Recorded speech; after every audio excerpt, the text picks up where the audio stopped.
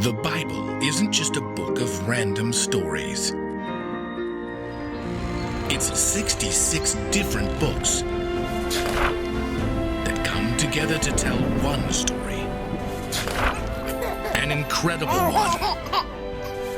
About God's love for us. And now for an amazing story. Inspired by the book of James. Chapter 3, verses 3 to 10. The Bible is filled with words of wisdom that encourage us to love God, love others, love life. Sometimes Jesus told stories to help people understand how God's truth played out in their lives. And you know what? That's what stories can do for you. In the book of James, we read, "We put a small piece of metal in the mouth of a horse to make it obey us. We can control the whole animal with it." And how about ships? They're very big. They're driven along by strong winds, but they are steered by a very small rudder. It makes them go where the captain wants to go. In the same way, the tongue is a small part of a person's body, but it talks big. Think about how a small spark can set a big forest on fire. The tongue is also a fire. It sets a person's whole way of life on fire. No one can tame the tongue. With our tongues, we praise our Lord and Father. With our tongues, we curse people. We do it even though people have been created to be like God. Praise and cursing come out of the same mouth. My brothers and sisters, it should not be this way. Let's see how this truth might play out in someone's life today. Trish Lawson was thrilled to spend the summer after high school training to fight wildfires in California. It's going to be the most exciting job ever. Nothing went quite the way she expected, though. Chief Tyrol sent the crew miles out into the wilderness. Everyone grab a shovel. Start digging. Trish was already sweating under layers of fire-resistant clothing. Wait, what? I need a trench from that tree down there all the way up the ravine. But what about the fire hoses? Sadie, the leader of Trish's group, rolled her eyes. Don't be such a probie, Lawson. You gotta make a line and clear out all the dry brush that fuels the fire. Oh. Digging trenches was backbreaking work. After a few hours, Chief Tyrol lit a small test fire 100 yards away. Trish laughed as she and her bunkmate Layla watched. That's barely a bonfire. Give me a hose and we could put it out in 20 seconds. No kidding. But in moments, a breeze picked up, and those tiny flames whipped into a wall of fire, racing across the ground, consuming dry grasses and scrub. Whoa! The fire line did its job. As the flames hit the trench, they lost their power and died out. Sadie smirked at Trish. You got a lot to learn, huh? Trish just scowled in response. Oh, and you're on to clean the bathrooms tonight. Trish was still annoyed as she and Layla returned to the bunk room after training. I bet she didn't have a single friend in high school. Layla nodded and rummaged through her locker. No kidding.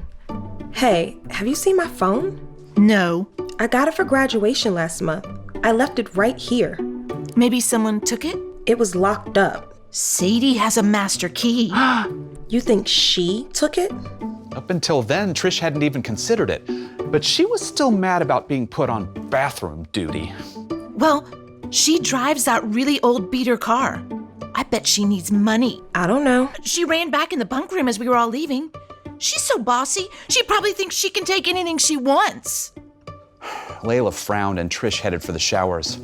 She didn't think any more about that conversation until later that evening when she was mopping the icky bathroom floor when Sadie stormed in.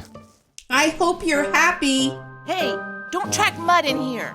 Chief just suspended me from duty because 3 people told her I took Layla's new phone. Trish had a sudden, sinking feeling in her stomach. I didn't say anything to the chief.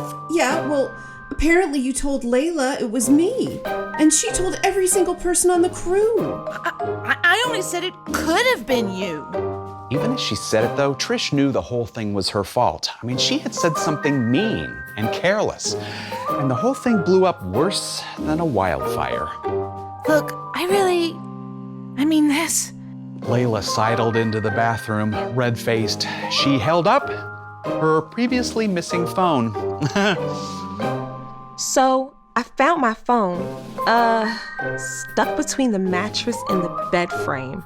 Trish wanted to crawl into one of the stalls and disappear. But she took a deep breath and made herself look at Sadie, who seemed mad enough to breathe fire. I really messed up. What I said was mean and untrue, and I'm really sorry for losing control like that. For just a moment, Sadie's face cracked. Yeah, well, it hurt. Not to mention nearly getting me kicked out. You can put me on bathroom duty for the rest of the summer. Maybe I will. I told Chief. She wants to see you, Sadie. Clear everything up. Sadie turned and left. Without another word, Trish and Layla avoided each other's eyes. I guess I knew it wasn't true. I just wanted to blame someone. Well, I started it with just a couple of words. I should have had a little self-control and kept my mouth shut. Over the following few weeks, Trish felt like she spent as much time scrubbing toilets as fighting fires. Yep, she discovered, as James says, the tongue is also a fire. It sets a person's whole way of life on fire. No one can tame the tongue.